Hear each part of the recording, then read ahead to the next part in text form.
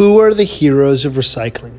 Manufacturing businesses that use recycled materials in their production are heroes. Their leadership keeps the recycling supply chain working to prevent ocean plastic. As a responsible packaging solution provider, Group Guienne have always been focused upon environmental responsibility. For example, maintaining functionality to help protect your food.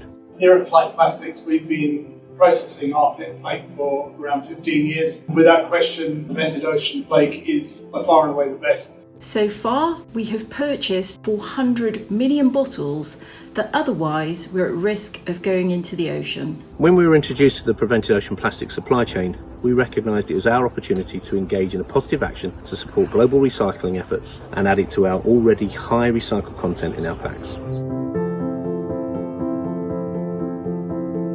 We can do better. See our research and content for actions you can take right now to prevent ocean plastic.